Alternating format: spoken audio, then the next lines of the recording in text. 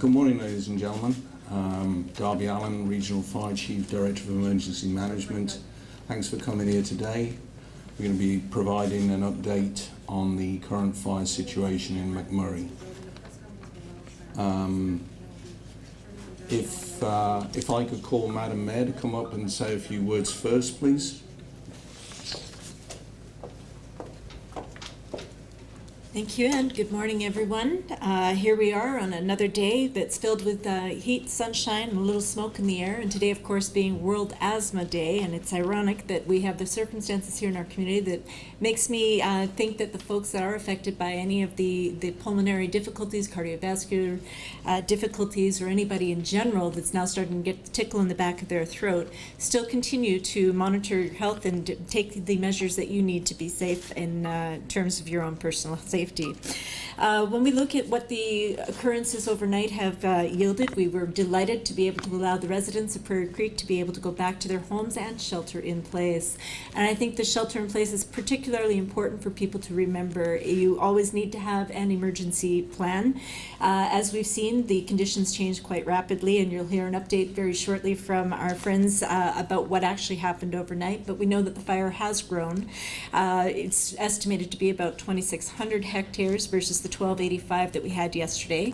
Not an accurate science in my estimation, but it's not surprising either. We are a community that is surrounded by boreal forest, and we have got tremendous dryness in the environment right now. And so we continue to encourage our residents to eliminate behaviors such as ATVs or off-highway vehicles that would be out in those areas, and the elimination of certain activities, of course, that can exacerbate our circumstances. The focus is very much on the western fire that we have. We can probably talk to the other one, but it's notifications that I'm getting is we've got the north fire very much under control, and it has not had that ongoing impact. The one that was the trouble, of course, was West Growth area, and it was encroaching on the town, and the firefighters, of course, are focusing their efforts very significantly on that. We've seen some increase in the resources that have come to town, but as usual, I will say this lovely sunshiny weather also brings with it some winds that can change, and so we're very tied to weather and what's happening in that as well. The mandatory evacuation that is in the Centennial Park campground is still in effect, but frankly, when you get your actual location update, we may be looking at ways that if it's viable to bring some of that back as well. Our landfill, however, is very much still closed, and we're looking at the potential of changing our garbage pickups to simply the black bins at this point. We have a recycling program, and it would have been the light blue bin week, so if people have put them out and they're not picked up, please forgive us, but we have challenges in that area because of the fire. And we will continue to update our public on any of those impacts as well. But again, where it's World Asthma Day and where we've got folks that are actually sheltering in place, it's never a bad idea for everyone in the community to have their plan should they have it required because of whatever circumstances in the region are. To the folks on the ground, to each of our media partners, my incredible gratitude remains with you for taking up the tasks that you have to help keep our community and our people and property as safe as they can possibly be. Thank you, and I'm going to turn it back to the Chief. Thank you, Your Worship. Just want to talk a little bit about that fire spread overnight. Bernie will be able to give more technical details on the fire itself, but I know that the media, the public, want information that's accurate, and they want information in a fairly speedy fashion. We're not hiding anything from anybody. Yesterday the predictions were around 1,200. The last yesterday was around 1,800. We don't know what the size of that fire is until we get up in the morning and these guys get up in the air and have a look at that. So as soon as we know, we're telling you. And the other thing I want to say is the primary goal of Alberta Forestry and Regional Emergency Services right now is not figuring out how big that fire is. The primary goal is to figure out how to put that thing out, how to keep people safe, how to project where it's going to go, and what we need to do to control that fire. So figuring out the size of it is a little byproduct, but we do try and get that information to you as quick as we can. I also want to mention You know, last night was a classic situation. Everyone would have seen out their windows at 8:30 a roaring fire that was going well, and then we wake up this morning and we don't see anything. And people think it's fine and it's all gone away, and it's nice to have that thought, but I just want people to bear in mind and don't get into a full self security. We're in for a rough day, and it will wake up and it will come back, and that will be happening for the next few days at least. So just bear that in mind. It's good to see people going on with their lives. It's good to see people taking their kids to the park, and the smoke's cleared a little bit. That's great, but just keep in the back of your mind that we're still in a serious situation here. So I'm going to call upon Bernie to give the technical update. Thank you.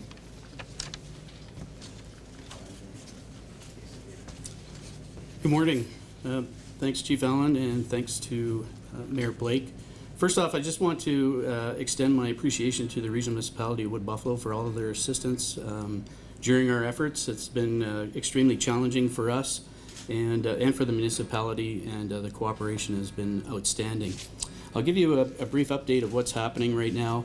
We do have an incident management team that's been assigned to this fire. They've taken it over and they're managing the fire as we speak. We have 80 firefighters that are actually on the fire at this time, and 70 of them are working on the east side of the fire, which is the closest to Fort McMurray. The two dozer groups, as I mentioned last night, have met up with the crews, and they're constructing dozer guard on the east side and working westward. At this time, there is a 5-hectare spot fire that has crossed the Athabasca River. So with the activity that occurred last night, the major run to the west, the fire did reach the Athabasca River, and there was a spot fire that crossed the river. It's currently 5 hectares in size. We have 10 firefighters en route as we speak. There's medium helicopters that are bucketing that spot fire, and we'll have the Convair 580 on site shortly to start boxing that in with retardant. So that is our number one priority at this time. Our number two priority is working the north flank of the fire. So on the east side, we have crews and CATs that are working around the east tip of the fire and on the north flank. So we are trying to secure that portion of the fire. There will be challenges today based on the forecasted weather. The temperatures are predicted to be 30 degrees. The relative humidity is predicted at a low of 15%. And we have winds that are predicted out of the southeast switching to the southwest. And that will challenge our efforts today. This morning, there was an inversion on the fire. The reason why you're probably not seeing any sort of column coming up is because the inversion is holding the smoke down. That has hampered some of our efforts in bucketing and getting the tankers to the north flank of the fire. It is clear on the east side, so we do have crews and helicopters bucketing at this time. The tanker groups that we have on site, we have Alberta CL-215Ts working the fire at this time. There's 4 of those aircraft, and we have the Convair 580 that's coming in to deal with the spot fire across the Athabasca. Current fire behavior right now, the fire is slowly creeping. There's going to be intermittent torching, so full tree candling, that sort of activity that's going on. As the inversion breaks during the day, which is predicted to be around noon, that's when we will start to see some full crown fire. The fuel types that the crews are dealing with are predominantly spruce. We have stands of black spruce, which are very volatile, and we have stands of white spruce intermixed with aspen. Those types of fuels are very challenging to the firefighters, and so that's what why we're bringing CATs in and constructing guard to separate the burned fuel from the unburned fuel. And that's about the update that I have. Thank you.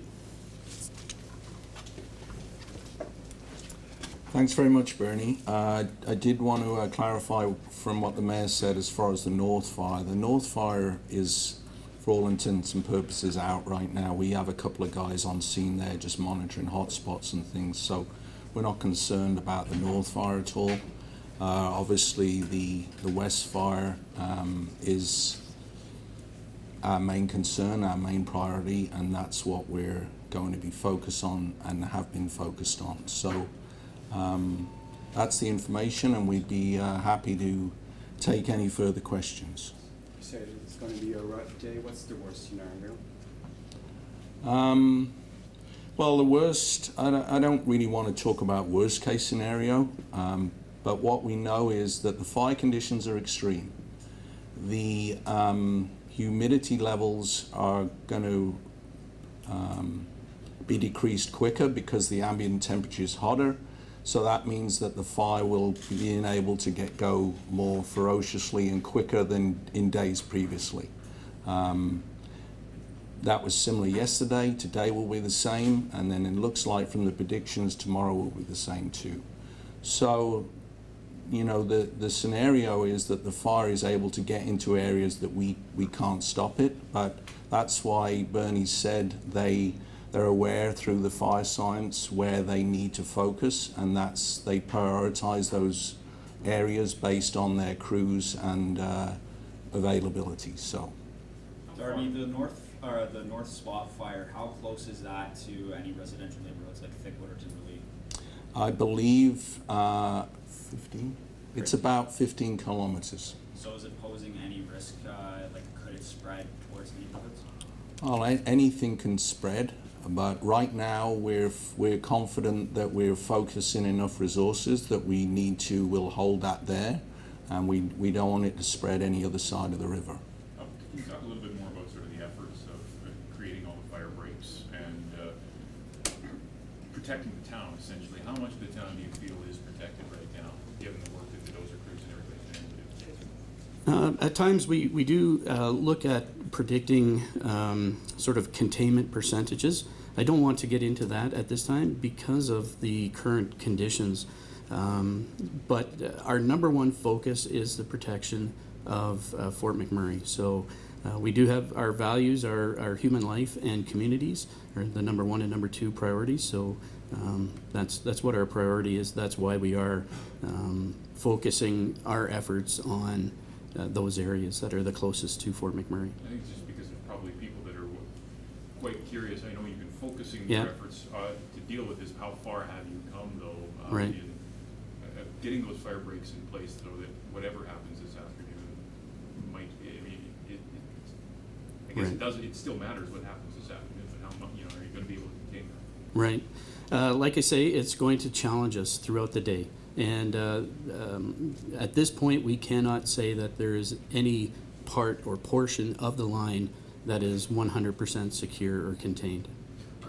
Is this worse, or are these worse conditions than yesterday, or from a technical standpoint? If the predicted temperature and relative humidity and the winds come to light, yes, it will be. And is it possible again? Is it still at that 1.5 kilometer from town, or? The eastern portion of the fire is it was 1.1 kilometers from Highway 63, but on the very south end of Fort McMurray. So that hasn't moved in 2 days, right? And so that's the worry if those winds come from the southwest. That's right. So that, and again, I talked about the northern flank of the fire. Southwest winds will advance that flank if conditions prove to be what's forecasted. What's the wind speed estimate? Do you know that? It is estimated at 15, starting from the southeast and then switching to the southwest. Just at 15 though for the whole day. There was no indication of gusts. Yep. When people look at your map, it seems like the fire would go around the barrier that is drawn on your map and go to the Bassan community and those communities that are more to the north. What can you tell these people? Well, we don't have any barriers drawn on our map. What you're seeing is the boundary of the fire on the map. There is we have the Hanging Stone River that is between the fire and Abasans and Gregoire portions of the community. So that is somewhat of a break, but with current conditions, again, it will challenge that river. What is a break? What are you trying to build? What does it look like? Right, so we're putting cat guard in, and essentially what they're doing is they're removing unburned fuel from the burned fuel. So they're going right down to mineral soil so that the main fire, when it reaches that cat guard, it will not be able to burn through it and continue on. But much like the run to the Athabasca River, the issue with wind and our current conditions is spotting. So as the fire is burning, when you get a crown fire, there's always embers and pieces of bark and branches that are coming up into the atmosphere and being deposited in front of the fire. So those are always a concern, and when they come up, we always try to put them out immediately. Mr. Bernie, there was Schmidt, a can you lot tell of us ash more about falling in the sky last night. Does that pose any danger as far as like there were rumors of like furniture being set on fire? Obviously, some of that would be not true. No, that pieces of ash and needles that were coming down were not ignited. They weren't burning. Yeah. Sorry. Mr. Schmidt, can you tell us more about that northern flank? Because when we look at the map that was sent out last night, it kind of looks almost like an arrow. There's a point on that other map. So can you tell Right. us just the direction that it's sort of headed and where it's at right now? Because you mentioned that spot fire. Right. So it's jumped the river whereabouts, like at the north. Is it northwest?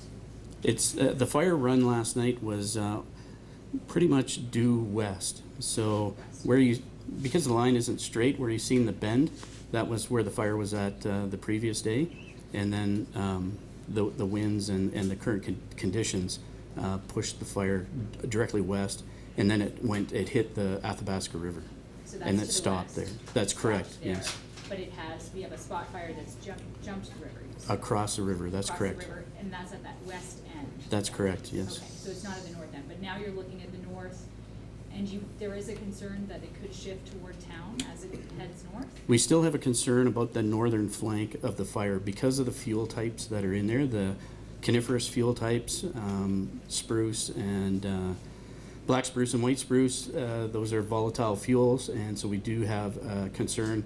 And the winds will challenge that perimeter. What do you mean by volatile fuels? Like, can you explain that a little better? Like, they burn faster, harder, longer?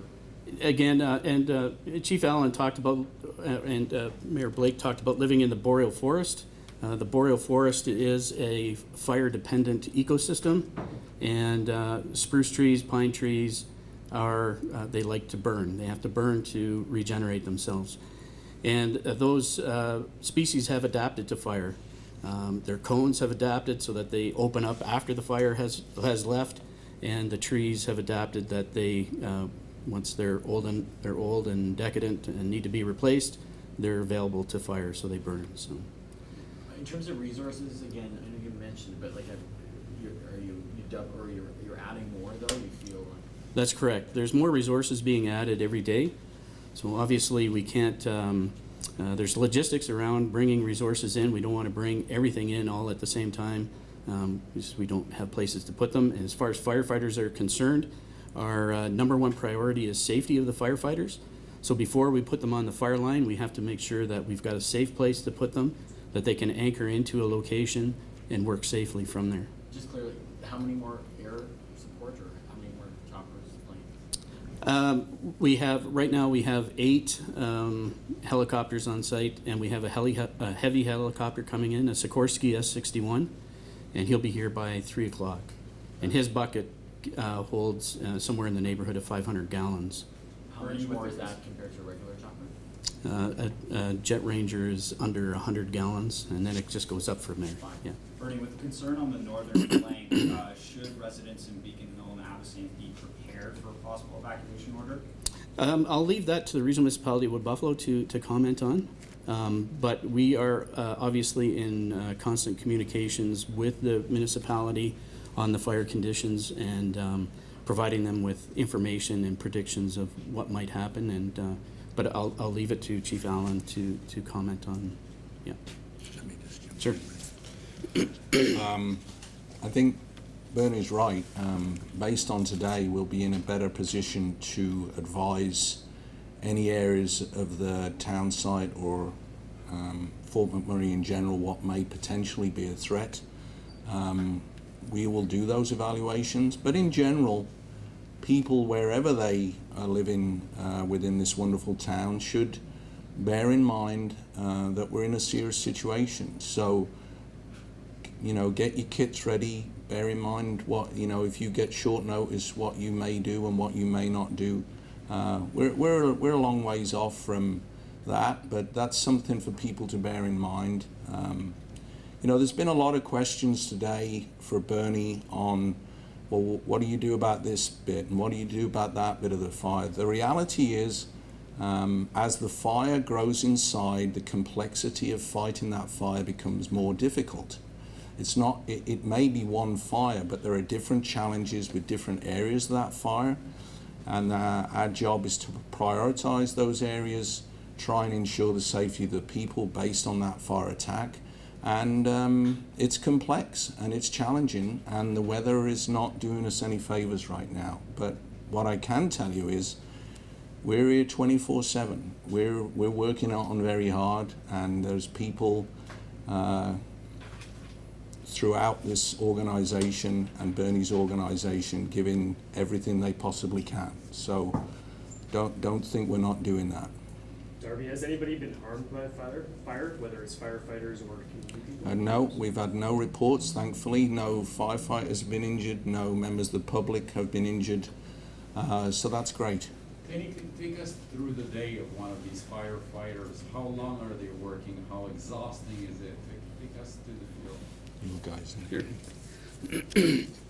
So typically, what they'll be working about a 16-hour day. So they're getting up in the morning, they're having a really good breakfast, they're packing a big lunch. Then typically they're coming out to the fire base and being mobilized into helicopters, flown out to the fire line with their equipment. They're setting up their pumps and their hose, and they're using backpack pumps and hand tools, and they're working the fire line. They'll anchor into a location that is essentially safe from fire. That could be a cat guard, or it could be a creek, some location that's not going to burn. And they'll start from there, and they'll start working the rear of the fire, and then they'll flank it. So it's anchor in and flank the fire. And essentially we work our way around to the head of the fire. Chief, the messaging keeps on being to the public in terms of ATVs and the backcountry and that sort of thing. Is there any further information on the investigation, what caused this, or? No, we haven't released any further information with regards to investigation. It's going to be challenging, but the reality is our focus right now is not on that investigation. Our focus is on the firefighting operations. And we will, we've got people obviously whose role is to look after that, but our priority is something else right now. But the messaging is still like to be very careful. The messaging is clear, and Mayor Blake talked about it yesterday, and I know you guys have put that out on the media a lot. We are saying no ATVs or vehicles in that space, and we just hope that people realize that that's, first of all, super dangerous, and secondly, has the threat of impacting firefighting operations. Chief, on messaging, I did talk to a few people this morning who woke up today, didn't see much smoke in the Sure. sky, and they're saying, you know, things seem fine, we're not worried. Can you just talk again about what you said at the beginning of this news conference and what your message is for people in terms of Sure. what they should be worried about and how they should be prepared? Yeah, again, you know, I like everybody else, you know, lately get a couple of hours sleep, and I wake up in the morning, and I saw this morning, and it looked wonderful. You know, it looked like a nice summer's day, but that fire's sitting there, and it's just resting up, and it's going to come back, and people need to go on with their lives. People need to go to work. You know, mom needs to take the kids to school. Dad takes the guys to the ball game afterwards.